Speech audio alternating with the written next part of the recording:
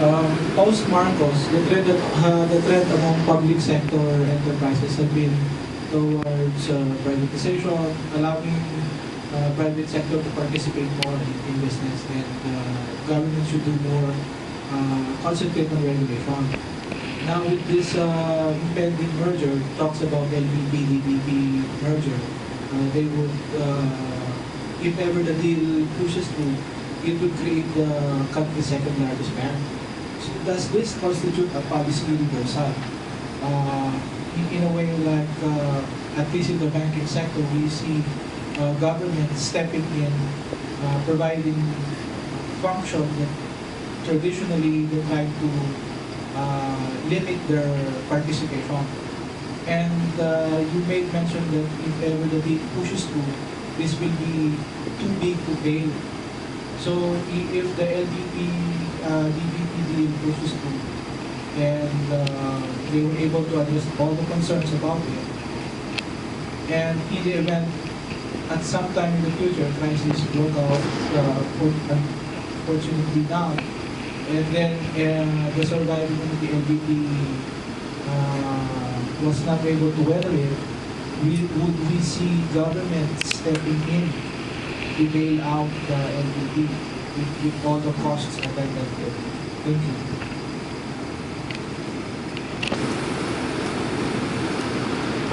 On the question of whether we are seeing a reversal of the policy on the privatization with the merger, the GCG is considered privatization because we have been asking if the DBP and LDP have been acting more as a private bank, why not privatize the two banks? And the short answer is, papatayin tayo niya kasi wala nang development function. Parang ganun yung initial na sagot.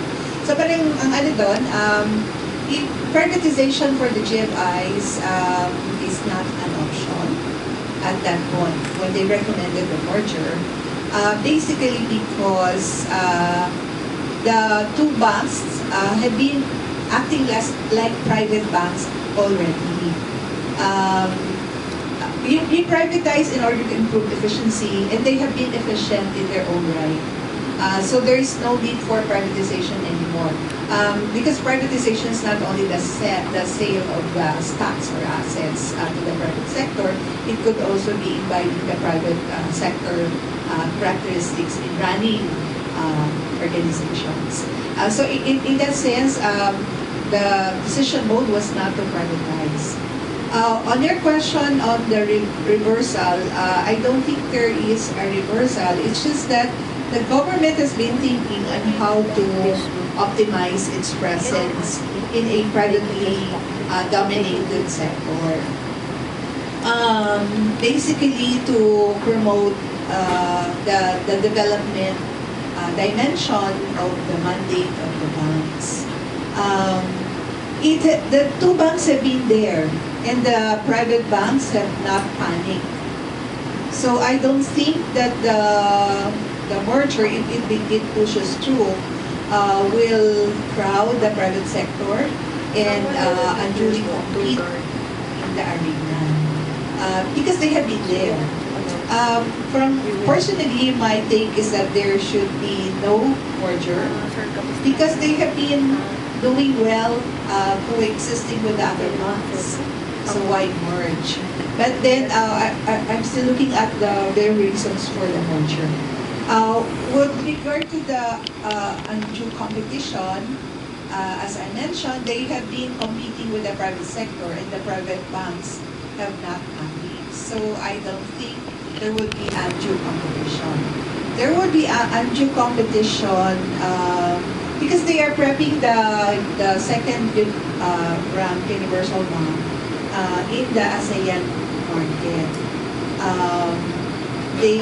They think that if there is economies of scale, they could compete with big banks of Singapore, Malaysia, and Thailand. But we don't know. No? The members of the GCG also includes the the regulator of the banks, the Bangko Central chair and DOF secretary and the DBM secretary. So maybe their vision of a big government bank competing with the other big government banks in the ASEAN region was the compelling reason for the merger. Whether they are right in projecting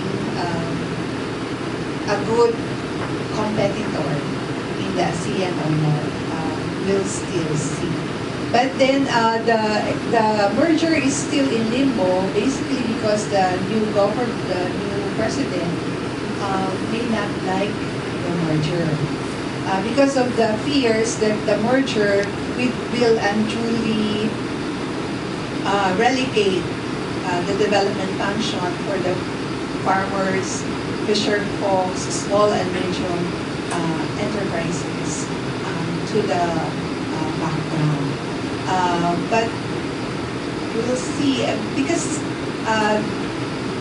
these are challenging times and we don't know what the decisions in the days ahead. Very uncertain. Somebody mentioned BBM. And then I recall JD's presentation, she mentioned something about Korea being top down. In the Philippines, one thing to remember is we don't have, at least in the past, a department of ICT to order us around. So ang difference lang sa Korea, which they could order you around, sa Pilipinas, we're very autonomous. And the way we make people comply is largely by incentives. So in a way, during the last administration, the DBM was like an ad hoc ICT department. They were the ones who were able to induce people because the requirements with respect to ICTs, they always tie it up. Sabit nyo muna yung mga plano na to na hindi na nagagawa before. If you don't submit this, you don't get funding. The same way, the FDP are incentives. If you comply, you get a seal. If you get a seal, you get additional funds. So that's how we make people comply. Kasi pasaway tayo, but we can order people around because we hate autocracy or we hate dictatorship. We don't like to be ordered around. So the way we make people comply to certain standards is giving incentives. Alright, so thank you very much for that. If you have further questions, probably we can do so in our next activity, which is lunch. We will be directing you to the ground floor. That's the venue for our lunch. And I am also told that somebody will be staying here to keep an eye on our things. So if you're not comfortable bringing all of your things with you, then you can just leave them here. We will be back at 1:30 to resume our program and to continue on with our next set of speakers. So thank you very much and happy lunch.